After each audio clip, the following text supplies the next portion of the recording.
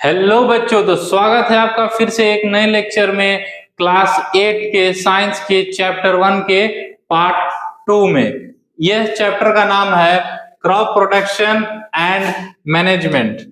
Last lecture में हम लोग कुछ मेन स्टेप्स पढ़े थे। किसके बारे में पढ़े थे हम लोग लास्ट लेक्चर में? कहां तक पढ़े थे? लास्ट लेक्चर में हम लोग स्टेप्स ऑफ क्रॉप कल्टीवेशन पढ़े थे। तो लास्ट लेक्चर में हम पढ़े थे कि कुछ 8 मेजर स्टेप्स हैं क्रॉप कल्टीवेशन के। तो इस लेक्चर में हम लोग इसको आगे बढ़ाते हैं और इन सारे स्टेप्स को डिटेल्ड में पढ़ते हैं। तो स्टार्ट करते हैं आज का video. Preparation of soil, preparation of soil, इसको इधर साइड ठीक है। प्रिपरेशन ऑफ सॉइल, तो soil is very important for plant growth. ये तो हर कोई जानता है कि अगर मिट्टी ही नहीं रहेगा तो पौधा उगाइएगा कहाँ? पौधा हो, फसल हो, अगर मिट्टी ही नहीं रहेगा तो उसको उगाइएगा कहाँ? पहला चीज तो इसीलिए soil very important for plant growth. दूसरा, it provides nutritions, water and air, air में ऑक्सीजन। सॉइल जो है, जैसे हम लोग तो सांस ले रहे हैं, ठीक है, खाना खा रहे हैं, न्यूट्रिएंट्स के लिए हम लोग क्या करते हैं? हम लोग खाना खाते हैं। प्रोटीन के लिए अंडा, चिकन ये सब खाते हैं, दाल खाते हैं। फाइबर के लिए सब्जी खाते हैं। कार्बोहाइड्रेट्स के लिए धान गेहूं खाते हैं, चावल गेहूं। मतलब हम लोग अपना माइक्रो न्यूट्रिएंट्स मेंटेन करें। न्यूट्रिएंट्स के लिए हम लोग के पास खाने पीने का ऑप्शन है। प्लांट्स कहाँ से अपना न्यूट्रिएंट्स पूरा करेगा? तो प्लांट्स सॉइल में से ही अपना न्यूट्रिएंट्स को फुलफिल करता है, न्यूट्रिएंट्स के रिक्वायरमेंट को फुलफिल करता है। तो वही कह रहा है कि it provides nutrients and water. उसके बाद it also helps plant stay fixed in the ground through roots. मिट्टी ही जो है वह कोई भी पौधा को स्ट्रेट और अड़िग रहे और बढ़िया ग्रोथ रहे उसको सपोर्ट करता है। जड़ जाके मिट्टी में बढ़िया पकड़ बनाएगा। अगर बढ़िया मिट्टी रहेगा, खुला मिट्टी रहेगा, तो उसमें जाके जड़ अपना पकड़ बनाएगा ताकि वह टिका रहे। तभी ना आंधी तूफान कुछ आएगा तो आपका फसल बचा रहेगा। नहीं तो थोड़ा सा भी हवा चलेगा, देखते हैं ना, सारा फसल ऐसे खड़ा रहता है एकदम स्ट्रेट। तो अगर थोड़ा सा भी हुआ तो गिर जाएगा। देखते हैं, इसलिए जो बहुत ज्यादा आंधी पानी होता है तो मेजॉरिटी फसल क्या रहता है, क्योंकि देखिए नीचे तो रूट रह गया, स्टेम हो गया, ऊपर ही प्रोडक्शन रहता है। इस तरह से गेहूं का, चावल का, इसी तरह से अभी आप लोग कोई भी क्रॉप देखिएगा तो इस तरह से रहता है और यहाँ साइड से इस तरह से निकला रहता है सारा क्रॉप्स। कोई भी फसल रहता है उसका तरीका यही रहता है कि नीचे मिट्टी हो गया, स्टेम हो गया, यहाँ से ऐसे ऐसे ऐसे ऐसे रहता है। तो ऊपर भार ज्यादा रहता है, तो इसको बैलेंस करने के लिए अगर नीचे जड़ मजबूत नहीं रहेगा, रूट्स, तो फिर इस पेड़ का खड़ा होना मुश्किल है। आप कोई पेड़ भी देखिए, आम का पेड़ तो बीच में ऐसे रहता है और ऊपर जाके बड़ा हो जाता है। तो देखते हो कि जब बहुत ज्यादा आंधी तूफान चलता है तो कोई भी गिर जाता है। तो इसी तरह से ये सब देखिए, ये सब क्रॉप्स का हो गया इमेज, ये सब हो गया प्लांट्स का इमेज। तो वही बोल रहा है, it also plant to stay fixed in the ground through roots. Root के ही थ्रू ग्राउंड में इसको स्टेबल और खड़ा रखने के लिए सॉइल का बहुत मेजर रोल है। उसके बाद what is done in soil preparation. ये तो समझ जाएंगे कि सॉइल बहुत इंपॉर्टेंट है। वह न्यूट्रिएंट देता है, पानी देता है, हवा देता है और प्लांट को स्ट्रांगली मेंटेन और खड़ा करने के लिए, एक फिक्स रखने के लिए सॉइल बहुत जरूरी है। लेकिन सॉइल को प्रिपेयर करते कैसे हैं? तो सॉइल को प्रिपेयर करने का कुछ तरीका है कि सॉइल इज टर्न्ड एंड लूज्ड। सबसे पहले हम लोग क्या करते हैं कि जो मिट्टी है, जो खेत में मिट्टी है, उसको लूज कर देते हैं। आगे हम लोग पढ़ेंगे होए, प्लॉ, इन सब कुछ प्लॉगिंग, इन सब कुछ मेथड है, और होए, प्लॉ, ये सब कुछ इंस्ट्रूमेंट या फिर जो भी कह लीजिए एक मटेरियल है, एक मशीनरी है जिसके थ्रू ये सारा turning and loosening of soil होता है। लूजनिंग मतलब मिट्टी को पूरा ढीला कर देना, तभी ना रूट अंदर तक जाएगा, हवा अंदर तक जाएगा। कुछ अगर खाद छिटिएगा, अगर मिट्टी मान लीजिए सख्त रहेगा, जिस तरह से रोड रहता है, जो ऊपर डालिएगा वह ऊपर ही रह जाएगा। जब सख्त रहता है, जो ऊपर डाले तो ऊपर ही रह गया, नीचे नहीं जाएगा। लेकिन अगर लूज रहेगा, पूरा एकदम बुरादा जैसा, भुर्रा जैसा, तब कुछ भी डालेगा तुरंत नीचे चला जाएगा। और टर्न टर्न क्या करते हैं, नीचे का ऊपर, ऊपर का नीचे, ताकि सारा न्यूट्रिएंट्स बैलेंस। देखिए ऊपर आता है सिर्फ सनलाइट में, नीचे वाला सॉइल को सनलाइट मिलता नहीं है, इसीलिए हम लोग कोई भी फसल रोपने के पहले उसको टर्निंग और लूजनिंग कर देते हैं, ताकि हमारा प्रोडक्शन बढ़िया रहे। दूसरा क्या होता है, सॉइल इज लेवल्ड। कोई भी एक खेत में पहले तो हम लोग टर्निंग और लूजनिंग कर लिए। क्या किए सर, टर्निंग और लूजनिंग कर लिए, ताकि हवा, पानी, न्यूट्रिएंट्स पेड़ के जड़ तक जाए। और पेड़ का जड़ ही मेन है, हम लोग मुंह से खाते हैं, पेड़ जड़ से ही सारा चीज करता है। ऊपर कितना भी पानी दे लीजिए, मान लीजिए ऊपर ही सब जो पत्ता है, यहाँ से वैसे पॉट लगा के डाल दे पत्ता, कुछ नहीं होगा, मेन उसको नीचे ही पानी चाहिए।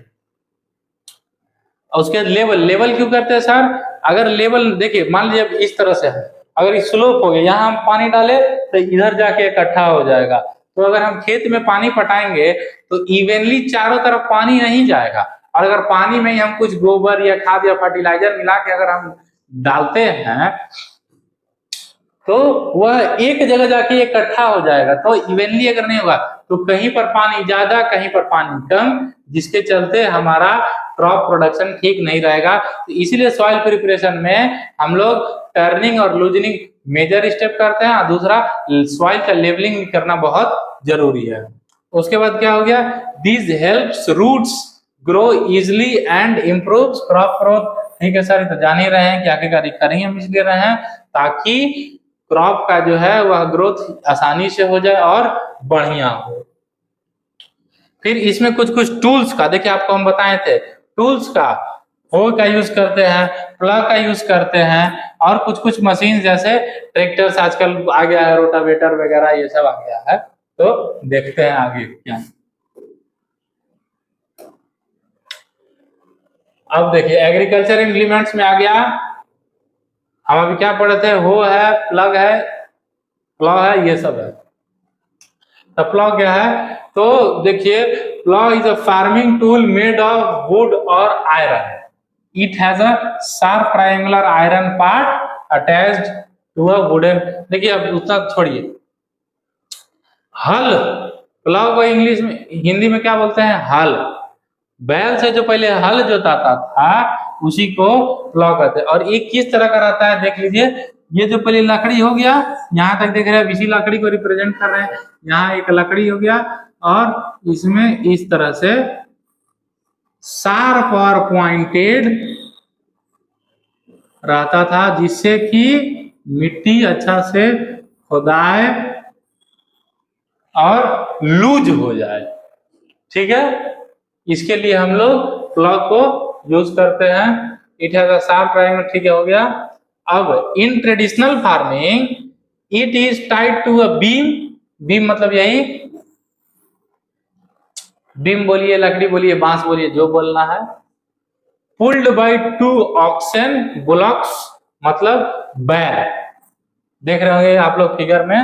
As it moves it loosen the soil making it ready for sowing. क्या करता है, 2 को बैल लगा दिए, एक डाल दिए, एक बीम डाल दिए, उसमें इस प्लाव को अटैच कर दिए। अब क्या होगा, बैल जैसे से आगे बढ़ेगा यह मिट्टी में हला रहेगा, और जैसे आगे जाते जाएगा तो मिट्टी को लूज करते जाएगा, और फिर बीज के छिड़काव के लिए मिट्टी को रेडी करते जाएगा। ठीक है, प्लाव आप लोग समझ गए। अब हो क्या होता है सर, हो देखिए इस तरह का होता है।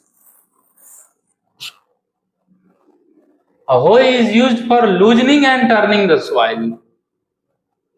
प्लाव भी लूज करने का आता है, और ये क्या आता है, लूज और टर्निंग, जैसे कि इसको हम लोग इस तरह से यूज करते हैं। आप लोग कभी इसका मतलब काइंड ऑफ एग्जांपल होता है कुदाड़ी, जिसको शायद बोलते हैं, जो कहीं भी कंस्ट्रक्शन का काम चलता है तो देखते होंगे उसका यूज करके लेबर लोग बड़ा बड़ा जो बकेट होता है जिसको बेलचा बोलते हैं उसमें उठा उठा के डालता है मसाला, फिर माथा पे लोड करके लेके जाता है इस तरह से। तो वह जो कुदारी रहता है उसी टाइप का रहता है। उससे क्या रहता है कि जब आदमी फार्मर इस तरह से जब उसको खेत में लगाता है, कुदारी से कोड़ता है, तो नीचे का मिट्टी ऊपर और ऊपर का मिट्टी नीचे पूरा इवनली टर्न हो जाता है।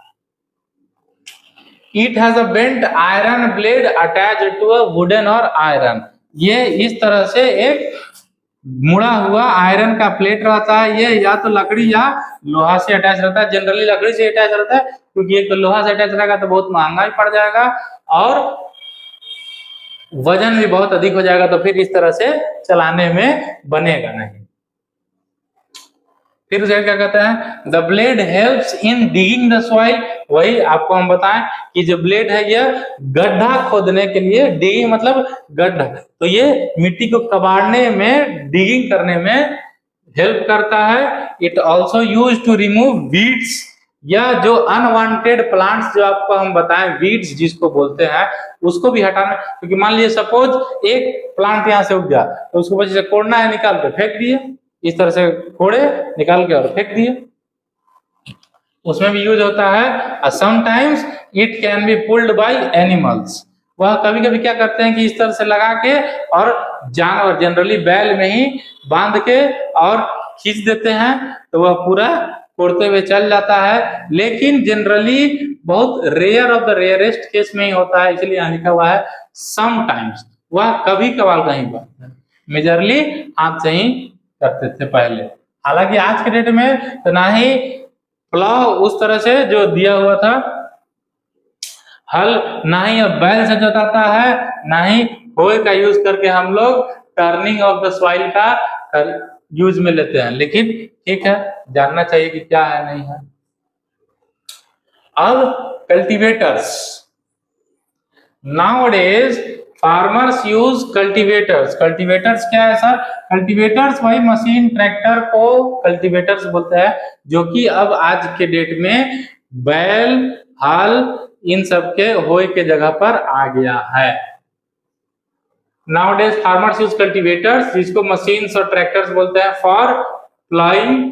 दे सेव टाइम एंड लेबर। अब देखिए, अब बैल से मैनुअली लेबर से अगर आप कराइएगा, लेबर और बैल का यूज करके, तो वो बहुत ज्यादा टाइम लगेगा। लेकिन मशीन में क्या है, ट्रैक्टर में मान लीजिए बैल ऐसे जोतते जा रहा है, नॉर्मल पेस मेंटेन करके जा रहा है, कहीं अगर सख्त मिट्टी या पत्थर मिल गया तो वही रुक जाएगा।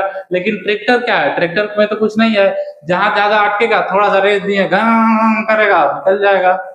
तो इस तरह, इसीलिए यह टाइम को भी बचाता है और लेबर को भी बचाता है। थोड़ा ज्यादा प्रेशर पड़ेगा, वो गियर डाउन कीजिएगा, सन से ना एक्सीलरेटर मारेगा और फट से लेके निकल जाएगा।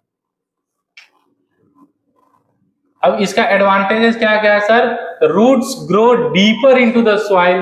अब उसका जो डेप्थ था हल का वह थोड़ा कम था, और अब जो नया जो ट्रैक्टर में जो प्लगिंग के लिए यूज करते हैं उसका थोड़ा डेप्थ अधिक हो गया, और उसको जितना डाउन कर दे पूरा नीचे जाएगा और खेत जोतते हुए निकल जाता है। Roots grown deeper into the soil, एक एडवांटेज हो गया। दूसरा advantage, plants get more water and nutrients. आपरूपी सा बात है कि सर अगर मान लीजिए खेत है, खेत से 6 इंची कोई लूज करता है और कोई 10 इंची लूज करता है, तो रूट को भी ज्यादा जगह मिलेगा और नीचे से न्यूट्रिएंट्स और वाटर को एब्जॉर्ब करने का कैपेबिलिटी अधिक हो जाएगा, तो आसानी से उस तक पानी और न्यूट्रिएंट्स पहुंचेगा। Plants become strong and well fixed.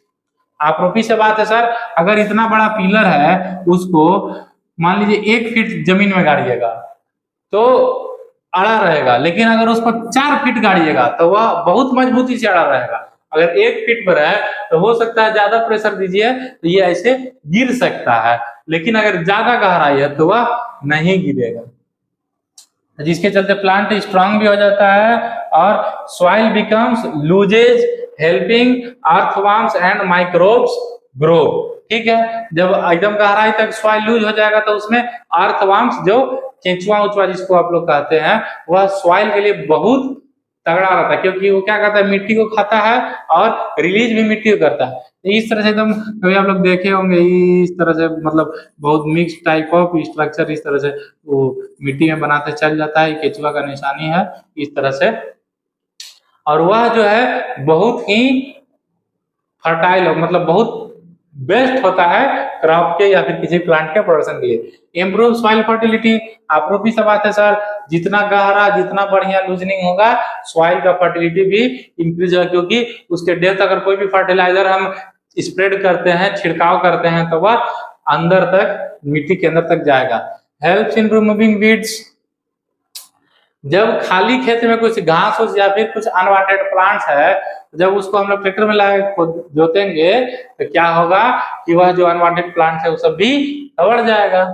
उसके बाद mixes manure and fertilizer properly in the soil, जब अगर हम जैसे कि कुछ जैसे कि गोबर वगैरह, जब अगर हम जो ऑर्गेनिक फर्टिलाइजर्स है वह जब डालते हैं जनरली प्लगिंग के पहले ही डाल देते हैं।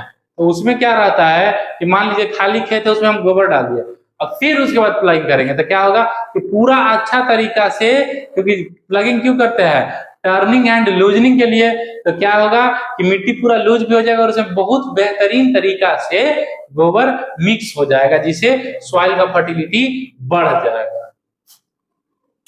ठीक है, अब देखिए मेजरली 2 मेन प्रोसेस यहाँ सॉइल का प्रिपरेशन के लिए, 2 से अधिक प्रोसेस, मेजर 2 प्रोसेस है। क्या क्या sir? Ploughing and levelling. Ploughing क्यों आपको सर बताएं कि लूजनिंग और टर्निंग के लिए, ताकि प्रोडक्शन बढ़िया हो। दूसरा लेवलिंग, सर लेवलिंग क्यों मोटा मोटी बता दिया आपको, क्योंकि अगर लेवल्ड नहीं रहेगा तो हम जब इरिगेशन करेंगे, पानी पटाएंगे या फिर खाद का छिड़काव करेंगे, चाहे कुछ भी, तो वह खेत के एक पार्ट में अधिक चला जाएगा और एक पार्ट में कम रहेगा, जिसके चलते हमारा क्रॉप इवनली ग्रो नहीं करेगा और प्रोडक्शन हमें कम मिलेगी। जैसे कि ये कुछ है प्लॉइंग का ट्रेडिशनल मेथड, आपको बताइए कि हल से, और मॉडर्न मेथड ट्रैक्टर से। फिर उसके बाद लेवलिंग, पहले ऐसे वो लकड़ी का पटरा डाल देते थे और उसको रसरी से बांध के खींचते थे। फिर कुछ दिन जब इवोल्यूशन हुआ तब क्या हुआ, इसको बैल में बांध के खींचने लगे। तब जब मान लीजिए बैल में बांध के खींचिएगा तो लकड़ी हवा में उड़ जाता था, तो क्या होता था कि पीछे आदमी पकड़ के ऐसे रस्सी पकड़ लेता था तो उसे जाते जाता था। फिर कुछ दिन इवोल्यूशन हुआ, तब क्या होने लगा कि ट्रैक्टर के पीछे इसको बांध के और उस पर, जैसे कि हम तो बहुत बार किए हैं, अब आप लोगों को क्या पता उस तरह का हो सकता है मौका भी ना मिले। जिस तरह से टाइम बढ़ते जा रहा है, पिछला चीज तो छूटते जा रहा है, तो हम लोग क्या करते थे कि इस तरह से खड़ा हो गया पटरा पर, थोड़ा ऐसे बेंड हो जाते थे ताकि गिरे नहीं, क्योंकि ऐसे खड़ा रहिएगा मान लीजिए चला गया तो पीछे पूरा इस तरह से गिर जाइएगा। तो हम लोग क्या करते, जैसे खड़ा हो गए, थोड़ा सा बेंड हो गए और आगे पकड़ लिए, और फिर चाचा चाहे पापा ट्रैक्टर चलाते थे और आगे जाते गया तो पूरा खेत।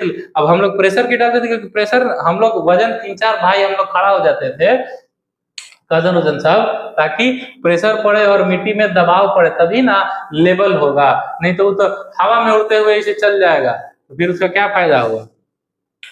फिर अब तो मान लीजिए लेजर लेवलर आ गया है, तो फिर तो कोई बात ही नहीं है। अब मतलब बहुत आधुनिक दुनिया हो गया है, सारा मशीन यूज हो रहा है आगे, जिसे कॉस्ट भी कम लगता है, टाइम भी कम लगता है और क्विक हो जा रहा है सारा काम। अब देखते हैं प्लॉइंग के बारे में। तो प्लॉइंग के बारे में तो आपको हम सारा चीज बताएंगे, लेकिन फिर भी देखते हैं कि हमारे पास क्या है पढ़ने को प्लॉइंग के बारे में। प्लॉइंग को ही हम लोग टिलिंग भी बोलते हैं, और the process of loosening and turning the soil is called ploughing. ये तो सर आप पिछला 10 मिनट से बता रहे हैं कि लूजनिंग और टर्निंग ऑफ द सॉइल को ही हम लोग प्लॉइंग बोलते हैं, जिसमें अलग अलग इंस्ट्रूमेंट यूज होता है, वो हो गया, प्लॉ हो गया, ये सब हो गया। उसके बाद it is done using a tool called plough. ठीक है, आपको बताया था इंपॉर्टेंस ऑफ प्लॉइंग क्या होता है। तो loose soil allows roots to grow deeper and hold plants firmly. बताए थे कि अगर प्लॉइंग रहेगा, बढ़िया से लूज रहेगा, तो रूट्स डीपर तक जाएगा, और जितना जाएगा तो उसको प्लांट को स्टे करने के लिए बेहतरीन रहेगा। फिर उसके बाद helps roots to get air easily. अगर मिट्टी लूज रहेगा तभी तो उसके जड़ तक, पौधा का जड़ तक हवा जाएगा। अगर मिट्टी लूज नहीं रहेगा तो फिर पेड़ के जड़ तक, पौधा के जड़ तक, क्रॉप या फसल के जड़ तक हवा नहीं जाएगा। Supports growth of earthworms and use microbes. अभी जस्ट पढ़े कि मान लीजिए बहुत सख्त रहेगा रोड की तरह, तो ऊपर जो डालिएगा, मान लीजिए पानी डाले, हवा है ऊपर, अगर केचुआ डाले तो वह पेनिट्रेट कर ही नहीं पाएगा अगर मिट्टी बहुत सख्त रहेगा। तो इसलिए लूजनिंग, जिसको प्लाइंग मेथड से होता है, बहुत जरूरी है, ताकि तभी तो उसको पेनिट्रेट करके अंदर जाएगा तो पूरा सॉइल को फर्टाइल और बनाएगा। तो अर्थवर्म और कुछ और भी यूजफुल माइक्रोब्स है, उसके भी ग्रोथ के लिए जरूरी है। फिर रिमूव्स अनवांटेड वीड्स, ये आप लोगों को बता ही दिए कि जब प्लॉइंग होता है तो जिसको हम जो ना चाहते हैं वह सारा पौधा, पेड़, घास, उन सबको हटाने में भी यूज होता है। और making soil rich in nutrients. Sir आप रूपी सा बात है कि अगर लूज रहेगा, डेप्थ तक जाएगा तो हवा भी डेप्थ तक जाएगा, कुछ हम छिड़काव करेंगे फर्टिलाइजर का वो भी डेप्थ तक जाएगा, पेड़ मजबूत रहेगा। तो ये सब क्या है कि सॉइल का फर्टिलिटी बढ़ा देता है, सॉइल में न्यूट्रिएंट्स की मात्रा को इंक्रीज कर देता है। क्योंकि मान लीजिए सतह बहुत सख्त है तो ऊपर जो डाले वह ऊपर ही रह जाएगा, लेकिन अगर वो नरम है, लूज्ड है, तब ना पूरा अंदर तक जाएगा, तभी तो न्यूट्रिएंट्स को बढ़ाएगा। समटाइम्स मैन्योर और ऑर्गेनिक फर्टिलाइजर्स, मतलब वही गोबर, are added before ploughing so that they mix well with the soil. आप लोग को हम बता ही दिए कि बहुत बार क्या करते हैं, जैसे कि जो मेजरली जो यूरिया, ये सब जो फर्टिलाइजर है, ये सब क्या करते हैं कि हम लोग प्लॉइंग के बाद डालते हैं। जब खेत पूरा लूज और टर्न हो जाता है उसके बाद हम छिड़काव करते हैं ताकि वो मिट्टी में बढ़िया से मिल जाएगा। लेकिन जो ऑर्गेनिक फर्टिलाइजर है या फिर जो मैन्योर्स है, गोबर खाद जिसको बोलते हैं, उसको हम लोग क्या करते हैं, पहले सख्त खेत के ऊपर डाल देते हैं, 10-15 दिन छोड़ देते हैं, और फिर उसके बाद जब प्लॉइंग करते हैं तो पूरा मिट्टी के साथ बहुत बढ़िया से मिल जाता है, जिससे न्यूट्रिएंट्स बढ़ जाता है और क्रॉप का प्रोडक्शन हो जाता है। Fertilizers are added to increase soil fertility before sowing seeds. कोई भी फर्टिलाइजर जो है वह खेत तैयार करने के बाद और सीड का रोपनी के पहले ही डाल। सीड का रोपनी, इसको सोइंग ऑफ सीड बोलते हैं, उसको हम लोग रोपनी बोलते हैं। छिड़काव बीज का रोपण के पहले हम लोग कोई फर्टिलाइजर्स को डालते हैं। अभी देखिए आप लोग के रेफरेंस के लिए एक तो इमेज भी लिए हैं, ये देखिए एकदम सख्त जमीन, और ये प्लॉइंग के बाद है। कभी कभी अब आप लोग अगर गांव में होंगे तो तब तो आप बहुत बेहतर जान रहे होंगे, अगर खेत में जाते होंगे तो, और अगर शहर में भी रहते होंगे तो कभी कहीं ना कहीं घूमने गए होंगे तो कोई ना कोई हाईवे के किनारे तो कभी ना कभी इस तरह का खेत जरूर देखे होंगे, और कहीं कहीं इस तरह का खेत भी जरूर देखे होंगे। देखते हैं नेक्स्ट स्लाइड में हमारे पास क्या है। प्लॉइंग देख लिए। सॉइल को प्रिपेयर करने का जो दो तरीका था, क्या क्या था सर? दो तरीका था, प्लॉइंग और लेवलिंग। तो प्लॉइंग हो गया, आप देखते हैं लेवलिंग तो क्या है कि levelling makes the soil flat and even after ploughing. यहाँ एक तो हम आपको बोले कि लेवल क्यों करते हैं, ताकि पूरा इवन डिस्ट्रीब्यूशन ऑफ सॉइल हो रहे, ताकि हम फिर कुछ भी डाले, पानी, फर्टिलाइजर, कुछ भी, तो वह इवनली डिस्ट्रीब्यूट हो जाए। क्योंकि नहीं तो क्या होगा कि एक जगह मान लीजिए अब इस तरह से अगर स्लोप रहेगा, स्लोप है इस तरह से, तो पानी मान लीजिए हम यहाँ पटाएं तो सारा, मान लीजिए अगर हम इस जो फिंगर का लाइन है, ये जो मिडिल है, इसमें अगर हम कोई पानी डालेंगे तो क्या होगा, सारा बह के इधर आ जाएगा, तो आधा खेत में पूरा पानी हो जाएगा और आधा खेत मेरा सूखा ही रह जाएगा। इसीलिए लेवलिंग बहुत जरूरी है। It is done using a leveller, leveller से होता है, या फिर वुडन टूल आपको बताए थे, जिस पर हम लोग ऐसे खड़ा होके और खिंचाते थे। और मशीन अब आ गया, देखिए इसका इंपॉर्टेंस क्यों है, तो prevents top soil from being blown away by wind. अब देखिए इस तरह से अगर रहेगा ऊपर, जैसे प्लॉइंग तो कर दिए, तो प्लॉइंग के तो देखे थे ना, वो बीच में एकदम लाइन बनते जाता है और खेत ऊंचा ऊंचा इस तरह से रहता है, मतलब थोड़ा थोड़ा माउंटेन टाइप का इस तरह से बना रहता है, इस तरह से इस तरह से प्लॉइंग करने के बाद अगर खेत को इस तरह से नीचे बैठ के देखिएगा तो इस तरह से आपको खेत दिखता है, फॉर एग्जाम्पल दिस। लेकिन अब इसमें क्या है कि हवा थोड़ा सा भी बहेगा तो ये देखिए ऊपर वाला लेयर को उड़ा देगा, तब upper layer of the soil है वह ब्लो हो जाएगा। तो इसीलिए क्या करते हैं कि उसको लेवल कर देते हैं। अब मान लीजिए इस तरह से रहेगा तो ये बहुत आसानी से ब्लो हो जाएगा, तो इसको क्या किए, लेवल कर दिए। अब जब लेवल कर दिए तो जो हवा आएगा या ऊपर से बह के चला जाएगा, कोई दिक्कत नहीं। दूसरा, prevents soil from being washed away by water. Same चीज सर, अगर बहुत ज्यादा लूजन और इस तरह से उठा रहेगा तो यहाँ जो पानी आएगा इसको पूरा को ठेल के लेके चल जाएगा। लेकिन अगर इस तरह से लेवल हो गया तो फिर जो भी पानी आएगा वह मिट्टी को बहा के ले नहीं जा पाएगा। फिर helps in uniform distribution of water. हम बार बार कह रहे हैं कि अगर इस तरह का स्लोप रहेगा, पानी पटाएंगे, आधा खेत पटेगा, आधा खेत सूखा रहेगा। और अगर इतना पानी पटाए कि पूरा खेत में पानी बढ़ जाए तो जिस तरफ डाउन हो उस तरफ बहुत ज्यादा पानी हो जाएगा, तो उधर फसल उगेगा ही नहीं।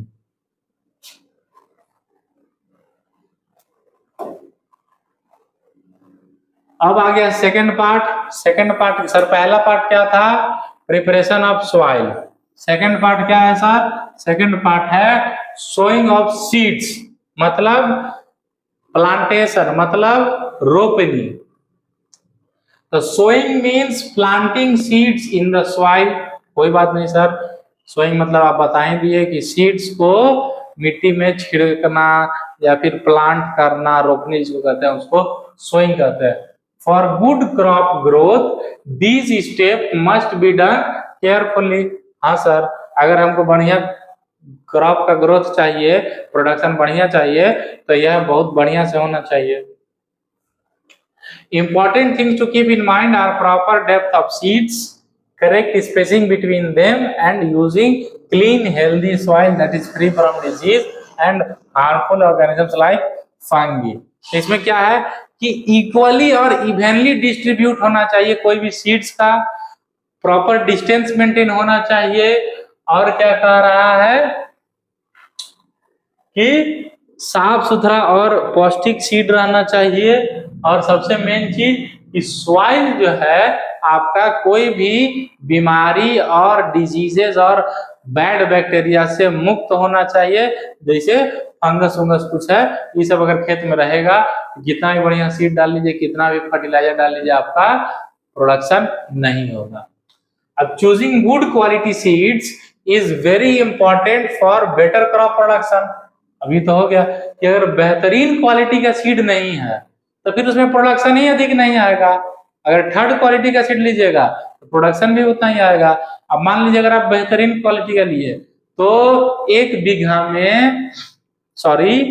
कट्ठा में ऑन एन एवरेज 80 किलो से 1 क्विंटल तक बढ़िया प्रोडक्शन बोलते हैं हम लोग धान का, अगर बढ़िया सीड लेते हैं। अगर वही खराब लीजिएगा तो वह लगभग आ जाएगा एक कट्ठा में 1 मन मतलब 40 kilo.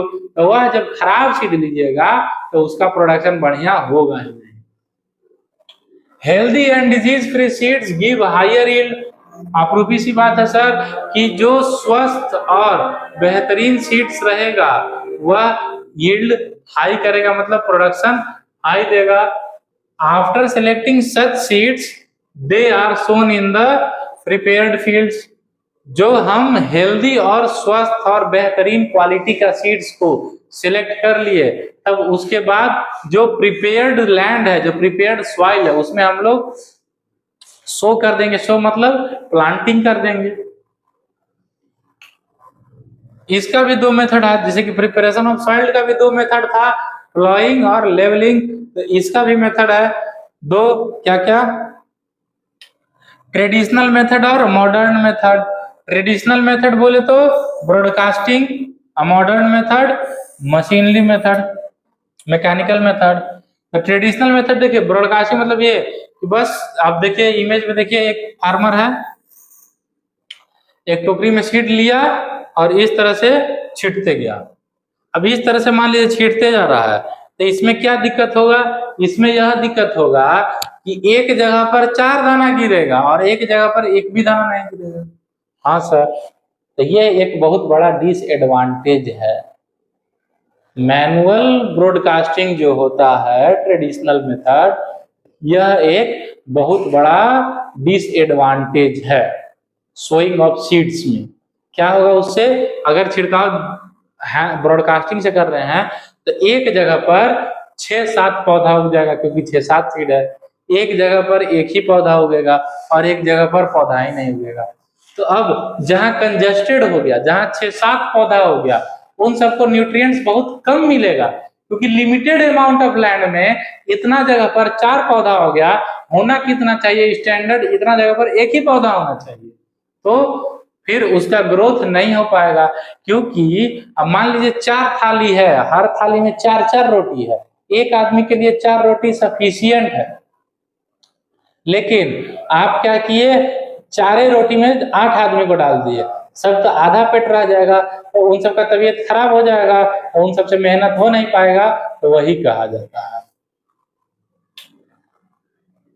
Modern method, mechanical method. इस तरह से ट्रैक्टर के पीछे लगा रहता है, एक फनल टाइप का रहता है, इसी में सारा सीड्स को हम लोग डाल देते हैं और वेरियस टनल के थ्रू, देख सकते हैं जो पीला पीला बॉक्स है, इस टनल के थ्रू इसमें आ जाता है, और ये जो रेड वाला डॉटेड है इसे बेल्ट में आता है और अंदर इसको सारा खेत को बोआते हुए चला जाता है।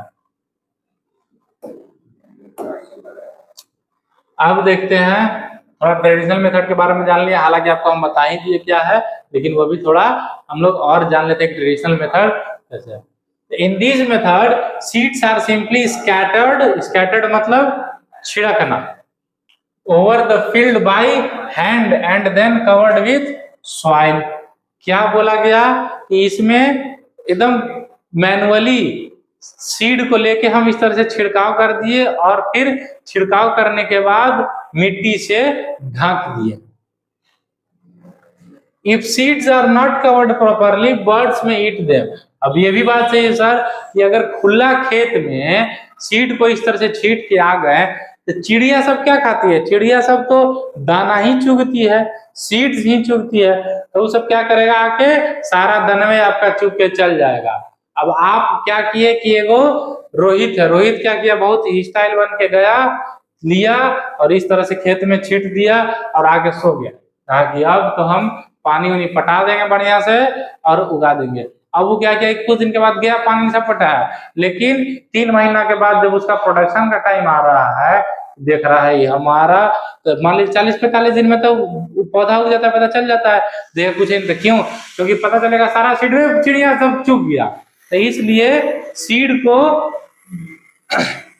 स्कैटर मतलब सीड का छिड़काव के बाद मिट्टी से ढकना भी बहुत जरूरी है। Seeds are not spread evenly, हम आपको बताए थे इसका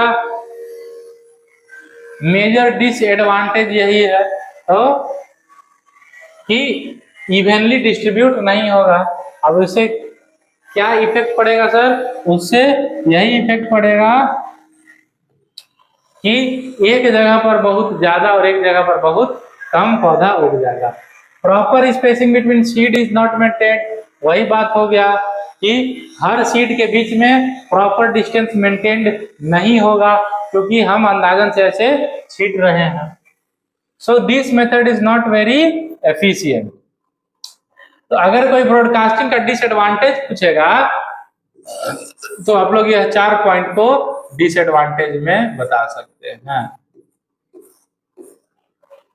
यह 3 पॉइंट, ठीक है।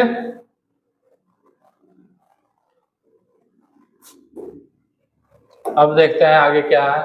अब दूसरा मेथड आ गया।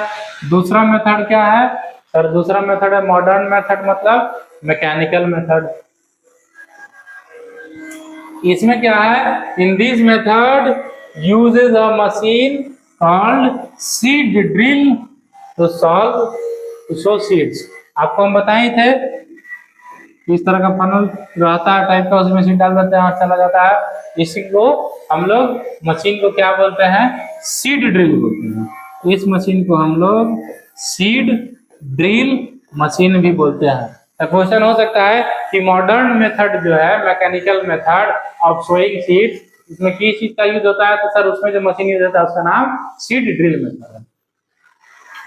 The seed drill has a container seed bowl, यही जो हम नहीं बोलते फनल टाइप का रहता है, यही क्या है, सीड बाउल।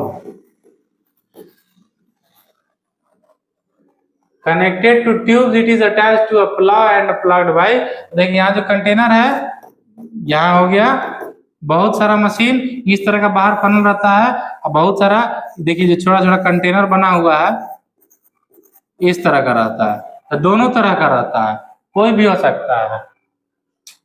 ये सब क्या है कि एक टनल के थ्रू इन सारा जो प्लाव है उससे मिला हुआ है, ये क्या करेगा कि इवनली डिस्ट्रीब्यूट, एक जैसे कि चलते गया तो ये देखिए गोल गोल घूमते जा रहा है, तो एक यहाँ, एक मान लीजिए है, एक यहाँ डाला, एक यहाँ डाला, एक यहाँ डाला, एक यहाँ डाला, एक यहाँ, मतलब एकदम इवनली ऐसे फिर यहाँ फिर यहाँ फिर यहाँ, मतलब एकदम इक्वल डिस्टेंस पर सीड्स को डालते जाएगा। और उसके बगल में ही देख रहे होंगे आप लोग प्लाव भी है इस तरह से, ये क्या करेगा, ये जो देख नहीं रहे उठा हुआ ही जो है इस पर ही चलता है, तो इसको मिट्टी को भी मिलाते जाता है। मान लीजिए इस तरह से यहाँ एक सीड डाला, फिर थोड़ा डिस्टेंस पर यहाँ डाल दिया, फिर थोड़ा डिस्टेंस पर यहाँ डाल दिया, फिर थोड़ा डिस्टेंस पर यहाँ डाल दिया, फिर थोड़ा डिस्टेंस पर यहाँ डाल दिया, इस तरह से डालते गया और इवनली साथ ही साथ प्लाव भी चलते गया इस मशीन में, तो मिट्टी से कवर भी होते गया। और अब इसमें क्या एडवांटेज हो जाएगा सर, इसका एडवांटेज हो जाएगा कि यह एक तो डिस्टेंस बिटवीन सीड्स इवन है, कोई दिक्कत नहीं, दूसरा मिट्टी से ढका गया अपने आप, तो चिड़िया भी नहीं चुगेगा, तो फिर आपरूपी प्रोडक्शन बढ़िया। It is attached to a plow and pulled by animals or tractors. हालांकि अब 99% जगह ये ट्रैक्टर से ही होता है, अब बैलगाड़ी वाला सिस्टम चला गया, इसको भूल जाइए। As the plow moves, seeds are dropped. जिस तरह से जाता है उस तरह से सीड्स एकदम इक्वल डिस्टेंस पर गिरते जाता है into the soil through tubes, ये जो ट्यूब नहीं बना हुआ है चेन टाइप का ट्यूब, इससे हो गया। अब इसका कुछ एडवांटेज है, आपको हम जस्ट एक्सप्लेन कर ही दिए कि seeds are placed at equal distance, जो बोले ना थे किस तरह से इक्वल डिस्टेंस पर सीड डिस्ट्रीब्यूट हो गया। Seeds are sown at proper depth, वह एक जो प्रॉपर जो स्टैंडर्ड मशीन से हम सेट किया हुआ है कि अगर सीड जमीनी स्तर के 3 इंच नीचे सीड बोना चाहिए, तो वह जो ट्यूब चेन जा रहा है वह 3 इंच नीचे ही जाते हुए और करते हुए चला जा रहा है। Seeds get covered with soil automatically, आपरूपी से बात है कि सीड के 6 इंच डाला और साथ ही प्लाव चलते गया तो सीड ढकते भी चला गया, जिससे बर्ड का भी खतरा चला गया। This method gives better and uniform crop. जो ब्रॉडकास्टिंग मेथड था उसे यूनिफॉर्म नहीं था, यूनिफॉर्म मतलब एक समान, एक जगह अधिक था एक जगह कम था, लेकिन इसमें क्या है कि एकदम यूनिफॉर्मली सारा ग्रो करेगा। यहां तक कोई दिक्कत नहीं। तो आज के लेक्चर को हम लोग यहीं पर एंड करते हैं, आगे के चैप्टर को कंटिन्यू करेंगे नेक्स्ट पार्ट में। तो ठीक है, मन लगा के पढ़ते रहिए। Thank you, bye.